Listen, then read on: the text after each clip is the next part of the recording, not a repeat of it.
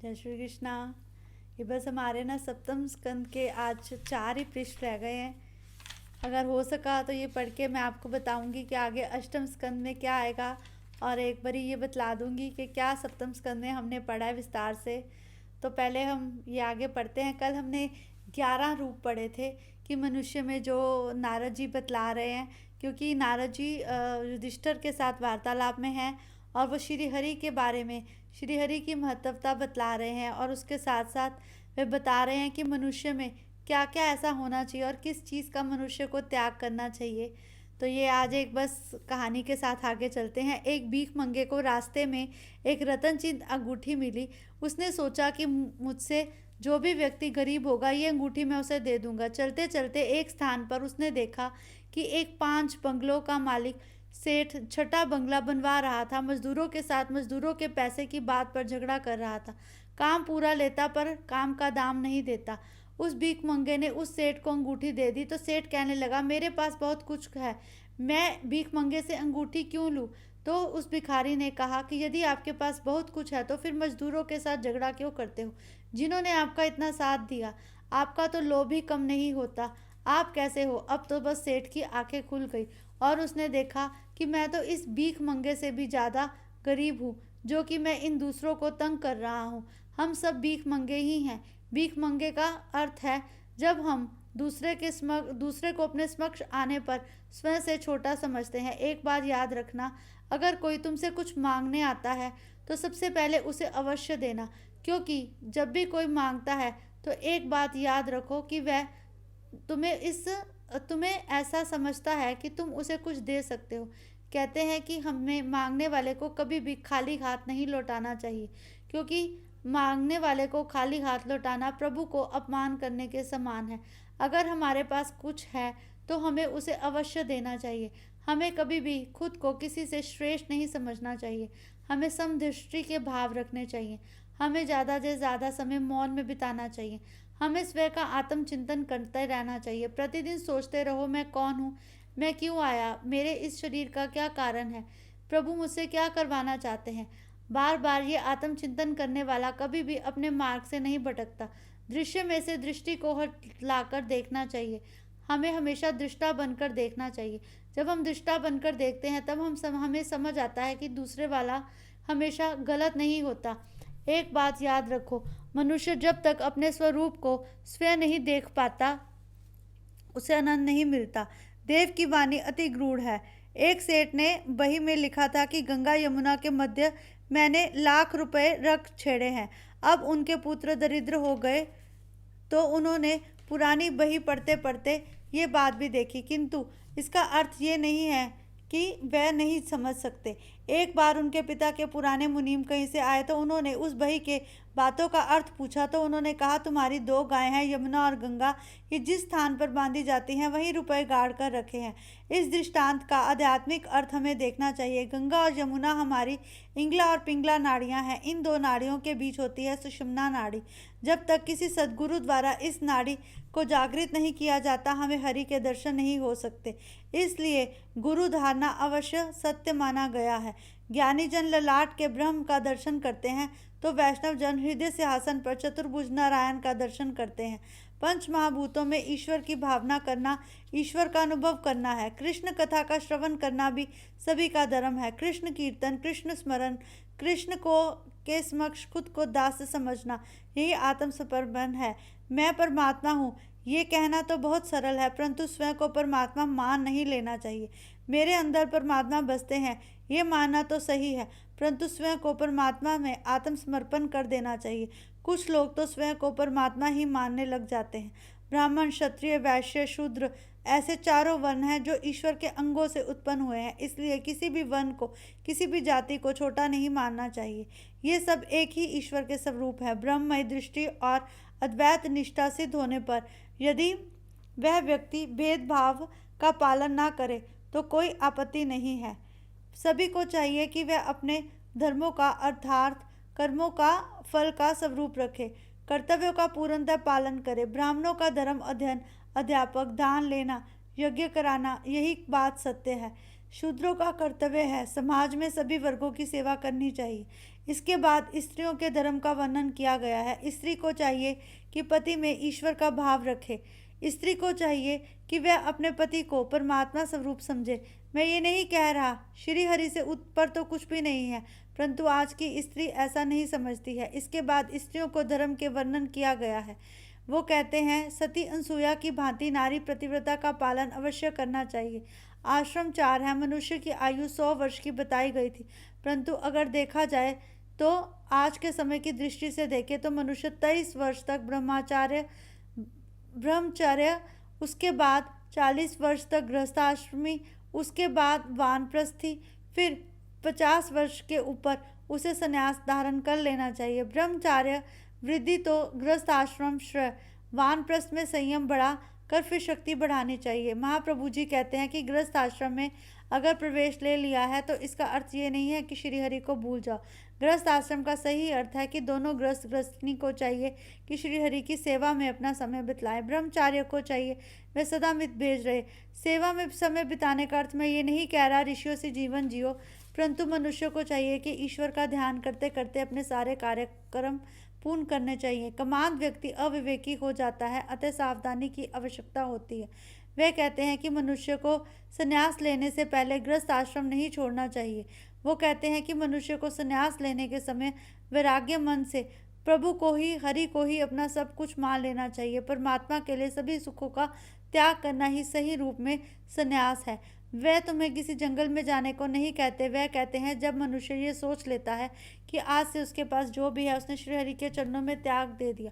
मनुष्य बहुत कुछ ऐसा कर सकता है, अपनी संपत्ति का इस रूप से प्रयोग कर सकता है जिससे कि वह दूसरों का भला करे। जो मनुष्य दूसरों का भला करने की ठान लेता है, श्रीहरि भी उसका साथ देते हैं। प्रहलाद और दत्तात्रेय का एक प्रसंग है। दत्तात्रेय से प्रहलाद ने पूछा, आप कोई सुख चैन में तो नहीं रहते, फिर भी इतने हृष्ट पुष्ट कैसे हैं? दत्तात्रेय ने उत्तर दिया, जगत में किसी भी जड़ पदार्थ में आनंद नहीं है, सुख है तो केवल हरि में है। मुझ में समाहित आत्मानंद का मैं उपभोग करता हूँ।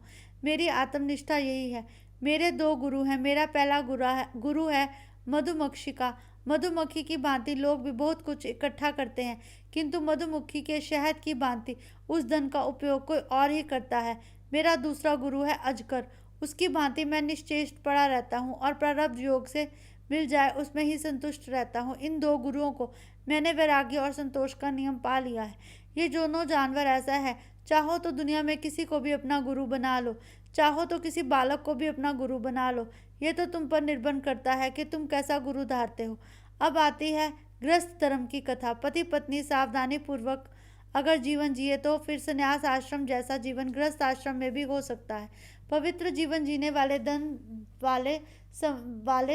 दंपति साधु संतों की सेवा के साथ साथ अगर अपना धन को प्रभु सेवा में खर्च करते हैं तो वह गृहस्थ जीवन को ही सन्यासी मार्ग जीवन बना लेते हैं। गृहस्थावस्था में ये ध्यान रखना चाहिए कि पति और पत्नी को कोई भी ऐसे कार्य नहीं करने चाहिए जो कि उन्हें दोषों के रूप में ले जाए। सन्यासी ही गृहस्थ के आंगन में रहता है, अतः गृहस्थ आश्रम श्रेष्ठ है। पति पत्नी दोनों अगर सुपुत्र हों और दोनों धर्म का पालन करें और अपने बच्चों को भी शेष रूप से प्रभु भक्ति में अर्पण करें तो फिर समझ लेना चाहिए उनका घर ही मंदिर के समक्ष है। उसे अंदर से नाक रहकर बाहर से कभी भी ऐसा नहीं करना चाहिए। जो पात्र में है, जो थाली में है, वही अपना है। लेकिन आज का युग में मनुष्य ऐसा नहीं है। मनुष्य तो दूसरों की थाली में भी खाना खाना चाहता है। मनुष्य हमेशा यही देखता है कि दूसरे के पास क्या है। मनुष्य आज अपने घर के अंदर नहीं झांकता। अगर हर मनुष्य अपने घर के अंदर झांके और दूसरे के घर के अंदर देखना छोड़ दे तो बहुत हद तक कलयुग का प्रभाव कम हो सकता है। चाहे तो हम कलयुग को कैसे भी खुद से दूर रख सकते हैं, परंतु मनुष्य ये नहीं समझता, क्योंकि शायद कलयुग ने आने से पहले ही ऐसी दस्तक दे दी थी। आवश्यकता है तो अपने मन को स्वयं के अधीन करने की। एक राजा था जो पशु पक्षी की भाषा भी जानता था। एक बार राजा रानी भोजन कर रहे थे तो एक चींटी ने भोजन का एक कण रानी की थाली में से उठाकर राजा की थाली में रख दिया। ये देखकर एक दूसरी चींटी ने उससे कहा, यह धर्म है, स्त्री का अन्न पुरुष को खिलाना विवेक है। इन 2 चींटियों की बात सुनकर राजा को हंसी आ गई। रानी ने हंसने का कारण पूछा तो राजा ने कहा, छोड़ो, तुम नहीं समझ सकोगी। जिस महात्मा ने राजा को पशु पक्षी की बोली जानने की विद्या दी थी, उसने ये भी कहा था कि जो विद्या मैंने तुम्हें बताई है तुम दूसरे को नहीं बतलाओगे, इससे तुम्हारी मृत्यु हो जाएगी। राजा ने पत्नी को बहुत समझाया, किंतु स्त्री हठ था। वह बार बार कहने लगी कि मुझे बतलाओ। राजा जानता था कि बतलाने पर उसकी मृत्यु हो जाएगी। राजा भोला था, सो पत्नी के अधीन हो गया। उसने कहा कि चलो हम दोनों काशी चले, मैं वही तुम्हें सारी बात समझाऊंगा। अगर मरना ही है तो क्यों ना काशी में जाके मरूं, इससे मैं मुक्ति पा लूंगा। राजा विवेकहीन था। वे दोनों काशी की ओर चल पड़े। रास्ते में वन में एक बकरा बकरी का जोड़ा मिला। बकरा बकरी से कहने लगी, कुएं के पास जाकर मेरे लिए हरी घास ले आओ, नहीं तो मैं डूब मरूंगी। बकरे ने समझाया, मेरा पाँव फिसल जाएगा तो मैं मर जाऊंगा। बकरी ने कहा, जो भी हो, मैं तो आज हरी घास ही खाऊंगी।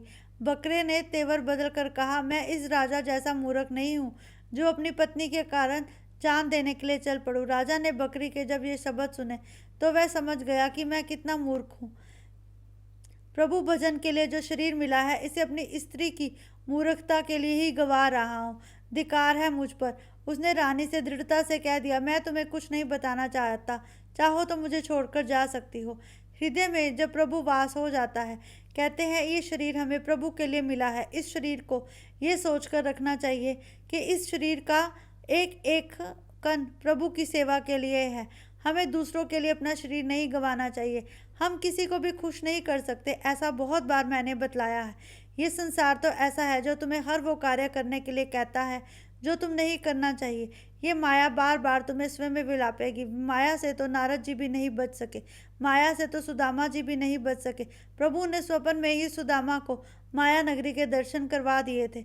अगर तुम फिर भी ये नहीं बातें समझ सकते, देखो अकेले आए हो, अकेले ही जाओगे, यही सत्य है। तो फिर अपने पति या पत्नी को खुश करने के लिए, अपनी संतान का पेट पालन करने के लिए क्यों गलत रास्ता पकड़ते हो? मैं तुम्हें बार बार यही समझाता हूँ। तुम अकेले आए थे, तुमने अकेले ही जाना है। मार्कंडेय पुराण की एक कथा है। राम लक्ष्मण वन में प्रवास करते थे।